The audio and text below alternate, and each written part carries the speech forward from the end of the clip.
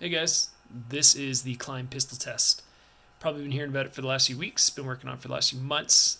Posted on Instagram, hey, who wants to take a crack at this? A few people stepped up, sent them a copy of it to look at. They've been shooting it, giving me information back. Law enforcement instructors, competition shooters, hobby shooters, anyone who has access to a range right now was helping me get to where we are with this right now. Version 1.2 is where we're at. So this is the third version of the test.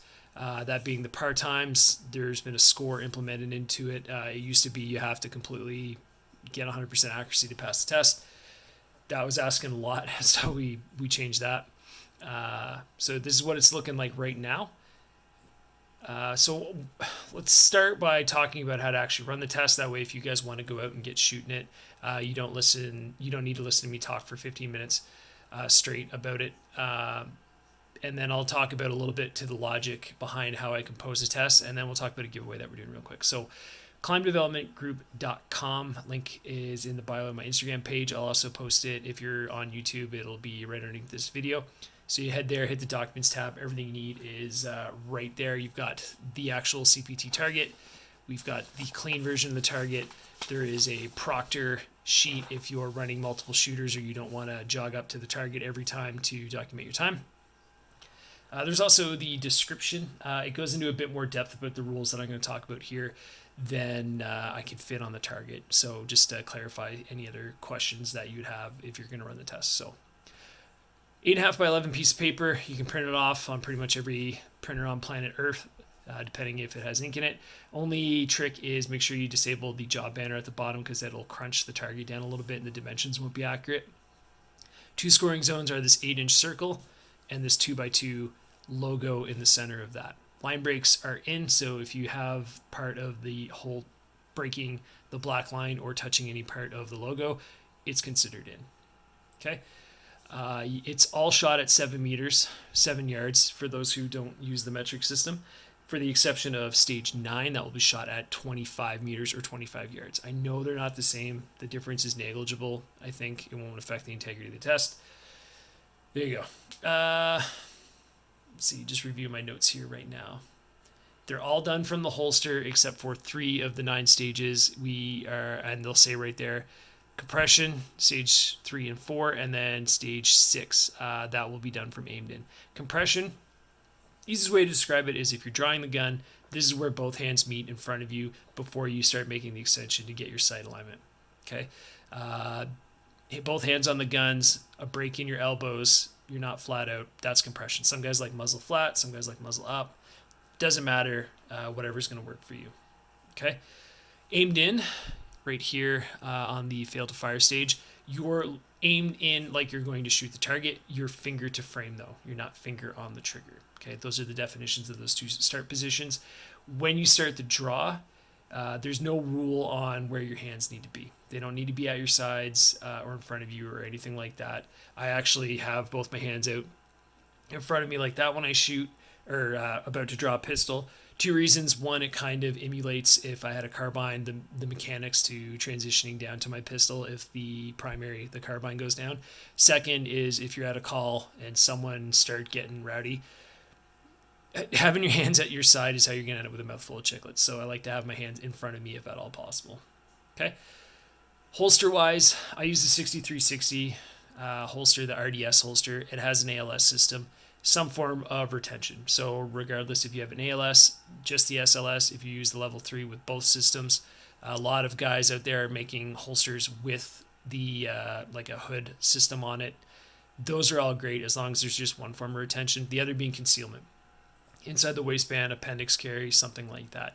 It's not to say you can't do this if you use a competition holster with a Kydex fit. That's fine. It's just the times are not based off that. So you'll blaze through it. That said, I know some guys say we'll add 0.20, 0.25. I believe in that and I'd like to implement that at some time, but I haven't run the numbers yet to see what that time should be based off or what that time would be. So until I have that data, then I can't really make that conclusion at this time. There's no rules on how many attempts you need to do. So if you're chasing the level 1 time, and you're just going 4, 5, 6 times in a row, you're practicing, you're using the target. That's what I want, right? I'm not traveling the country or giving out challenge coins yet on this type of stuff. So just shoot it. That's all I want, right? Each stage, so there's 9 stages. Each stage needs to be shot twice. Okay, once I get to the kind of describing the logic to the composition of the test, I'll go into why we did that. But say, for instance, stage 1 round from the holster, you have to do that twice in a row. So draw, fire 1 round. Okay, document your par time. You're going to do it again. Okay, so there's basically 18 reps throughout the test over 9 stages. How the levels work. Okay, so there are 4 levels on the test right here. 4 being the worst, 1 being the best, if you want to look at it that way. Okay, those are based off the par time you shoot. Your overall level, your aggregate, is going to be determined off your worst time. So this is where I start losing people. So if you want me to explain this at firefighter speed, just leave a comment or hit me up and I will explain it in better detail. So if you shoot level 1 par times across the board, you're just blazing. However, one of your reps, you have a level 2. That's going to be your overall score. Okay. We're always going to be based off our worst performance. And it makes the jump up to a higher level, more representative of your global performance. So failure is a word that's fallen out of our vocabulary in law enforcement, mostly because of participation ribbons and stuff like that. Failure is a good thing. If you shoot this test and you fail, there's information in that. You passed everything except for stage 9 because you didn't get your hits at 25 meters. The information in that is you need to put B8s up and start working from 25 meters until you don't suck at it anymore, right? That's kind of the purpose behind that. So yeah, the other thing being your score. So if you shoot this, say you get level 1 across the board, great par time, super fast shooter, but say you've only got a 44 out of 46, you didn't get all the rounds, well, that score is level 3. Okay, so regardless of your par times, the level is going to dictate what your aggregate level is going to be. Okay, that works the other way too, though. If you get a 46 out of 46, you're very accurate. However, you have a level 3 par time in one of the stages, well, then you're level 3 overall. Okay, so that's kind of the logic behind that. Right, so stage 1, 1 round from the holster, draw, fire 1 round at 7 meters. Has to be in the 8-inch circle. You're going to repeat that again after that. Okay, move on to the next stage. 1 round from the holster, 2x2 logo. So it's the same skill as stage 1, except now we have to slow that set time down and we have to make a hit in that 2x2 box. Looks pretty small. Looks pretty big here on the camera. However, once you're back at 7 meters, 7 yards, it's going to look pretty big. Or a little small. Man, dyslexic day, sorry. 1 round from compression in stage 3, again, 7 meters, but this is not from the draw. So compression, again, breaking the elbows, pistol center your chest, both hands on the gun flat or slightly up, whatever.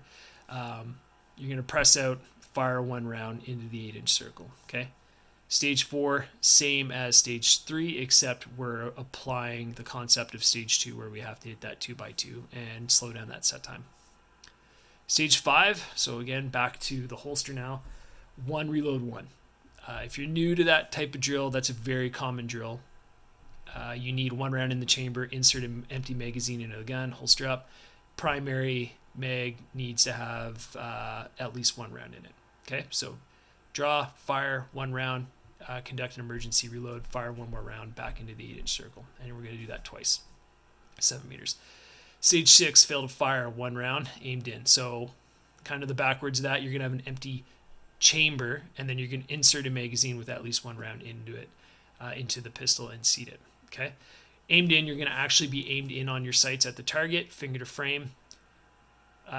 When you get the beep or start, you're going to you're going to press on the trigger, you're going to get a click, you're going to conduct the malfunction clearance for that, and then put 1 round in the 8-inch circle. You have to have the click. You don't have to reseat the magazine. Just whatever you do to clear a fail to fire or in battery pistol stoppage, just do that. Okay, 8-inch circle. Stage 7, 5 rounds, dominant hand only, draw from the holster, using only your dominant hand, 5 rounds, 7 meters. And you're going to do that twice. Stage 8, 6 rounds is just the bill drill. Don't need to explain what that is. Draw both hands on the gun, 6 rounds in the circle. Do that twice from 7 meters, 7 yards. Stage 9, the equalizer. Again, this is where a lot of guys are like, dude, this is pretty hard. This is the only one that's not at 7 meters, 7 yards. You're gonna go back to 25 meters, 25 yards. Draw. You're gonna fire 5 rounds in the 8-inch circle and do that twice. After that, you shot all 9 stages twice. All your par times, again, you're evaluated by your worst par time in contrast to your score to determine your aggregate level. Okay? All right. If you have any questions about that, again, theclimbdg@gmail.com. Instagram's where we put most of our material up. That's just where we've got the most engagement with you dudes. So you can hit me up there. Just DM me. Again, everything you need is at theclimbdevelopmentgroup.com.